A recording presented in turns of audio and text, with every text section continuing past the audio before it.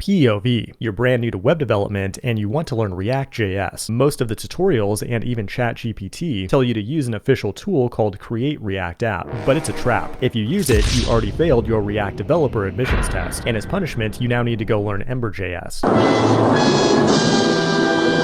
Bloggers and YouTubers have been warning people against Create React App for quite a while, but the discussion really heated up with this pull request from Theo suggesting the removal of this tool from the React docs altogether. Dan from the React team responded with 5 different potential options to salvage this sinking ship. But what's with all the hostility in the first place? The problem with it is that it's slow in development, is a pain to set up with popular tools like Tailwind and TypeScript, and most importantly, there are just tons of better options to get started with React in the modern ecosystem. In today's video, we'll look at 7 ways to create a React app without Create React App, and look at the trade-offs so you can choose the optimal tool for the type of app you're building. The absolute easiest way to experiment and start learning React or any front-end framework is with an instant development environment like StackBlitz or Code Sandbox. These are web-based tools that allow you to run React in the browser without needing to manually install a bunch of dependencies on your system and deal with things like module bundlers. Like, you literally just click a button and now you're building a React app. It also has the added benefit of being easily shareable so you can access it from any computer. This tech has come a long way in the last couple of years, and you can even run backend code like Node.js and Next.js thanks to web containers. Overall, this is a great choice for learning and prototyping, but if you're building a serious app, you'll need a dedicated build tool to manage it, and this is where decision making gets tricky. The next tool we'll look at is Vite, which has enjoyed a meteoric rise to the top of the JavaScript build tool charts over the last year or two. If you're already familiar with Create React App, Vite is the closest thing to a one-to-one replacement for it. However, it's way faster in development because it builds your application on demand with tools like native ES modules and ES Build that just scale way better for big projects. And as of a few weeks ago, you can use SWC instead of Babel, which is a much faster Rust-based compiler. It uses Rollup for module bundling as opposed to Webpack in CRA. It also has a TypeScript template out of the box and should support any modern libraries that you want to use. What's important to understand though is that it provides a starting point for building a single page application. Unlike React rendering frameworks like Next.js, it doesn't deal with server-side rendering or routing, at least out of the box. Vite does have a low-level API for server rendering, and there are plugins that support it, but this would be a more advanced setup for developers who really know what the hell they're doing and don't want to use a React rendering framework for whatever reason. If you want to learn more about this, I have a video on my second channel, Beyond Fireship, about 10 different rendering paradigms. The bottom line is that Vite is a great option when building a single-page application with React, but there's another awesome tool called NX that can build standalone React apps along with some extra features that you won't find in Vite. NX is a tool known for building monorepos, but its CLI can also build plain React apps that have nothing to do with monorepos. What's cool about it is that when you set up a new project, you have the option to choose your own bundler, like Vite or Webpack, or bundlers of the future like RSPack, which is a Rust-based replacement of Webpack. It's set up with TypeScript by default, and you can also choose a CSS preprocessor. Its killer features, though, are all about scaling complexity, like it does task caching and can even distribute that cache on the cloud, which means when another team member or continuous integration server on the other side of the world builds the app, it'll use the computation in the cache instead of doing the same work over and over again, and that can be a game changer for large teams. But even if you're an independent developer, NX has other useful tools like generators that can automatically add dependencies like Tailwind or scaffold out the boilerplate for components and libraries. Then from there, you can visualize how all your code is related with the NX graph command. And finally, when it comes time to automate with continuous integration and delivery, you can easily make that happen by generating a CI workflow. Just choose a provider, then it writes all the boring error-prone configuration for you. That's pretty cool, and NX can be used in other React frameworks as well, but what if you want more than just a single-page application? Well, that's where React rendering frameworks, aka meta frameworks, come in, with the most popular option being Next.js. The main difference when building a Next.js app is that you have a special directory like pages or app that can structure routing for a multi-page application, and pages can be rendered on the server to improve search engine optimization and performance. It also does server-side data fetching with React server components to build full-stack applications with minimal external dependencies. Like here we're using async await in a component that can run universally both on the client and server. And it provides tons of other features like image optimization and middleware that you'll likely want on a serious production project. But Next is not the only game in town. Remix is a similar framework that was recently acquired by Shopify that provides many of the same features, like file system-based routing. Next and Remix have been competing over the last couple years, which is awesome for React developers because now we have 2 excellent rendering frameworks to choose from. The biggest difference is related to data fetching. Next Next.js uses React server components, while Remix does not. Both frameworks solve many of the same problems, but there are many subtle differences in the developer experience. At the time of this video, features like nested layouts and streaming are in beta in Next.js, while they're fully stable in Remix. So it's one step ahead of the game here when it comes to innovation. But yet another React rendering framework to think about is Gatsby. It's not as hyped up as it used to be, but was just acquired a couple days ago by Netlify. Originally, it was popular for building content-heavy, statically generated sites, but it also supports server-side rendering just like Next.js and Remix. The most striking difference is its focus on GraphQL to provide a data layer for your application. It has this thing called Valhalla Content Hub that creates a single GraphQL API for all of your data sources that can be accessed with zero configuration from a Gatsby front end. If you're looking to migrate a content-driven app to React, Gatsby has a lot more tools in place to make that process happen faster. It'll even ask you which CMS you want to use during the initial setup, and will also add features like Markdown. Although, another great option for a content-heavy site is Astro. Unlike all the other frameworks we've looked at, Astro is not exclusive to React. It can also be used with Svelte, Vue, and Solid, or all these frameworks simultaneously. React is most useful for building highly interactive UIs, but in most frameworks, React takes over the entire DOM. Astro, on the other hand, has its own templating language for handling the majority of your static content. Then you can sprinkle in interactivity as needed, thanks to its islands architecture. Not only does that simplify your code, but it also results in huge performance gains because in many cases, it eliminates the need to ship JavaScript to the browser, making your website load faster. It also just released version 2.0 that has a new feature called Content Collections, where actual Markdown content adheres to a schema, allowing content-heavy websites to scale up safely. And now you have 7 different ways to create a React app without using Create React App. I'm not sure what the future holds for Create React App, but if they go with option 5, it'll turn into an app launcher that'll point you to one of the frameworks I mentioned in this video. Or maybe they'll go with my idea, option 6, integrate generative AI into the tool where you just tell it what you're trying to build and it automatically generates the starter project for you. If the React team doesn't do it, I think we'll see a tool like this by the end of the year. And finally, I want to thank NX for sponsoring this video. They would have been on the list without a sponsorship, but they also have an awesome YouTube channel that you should definitely be subscribed to. Thanks for watching, and I will see you in the next one.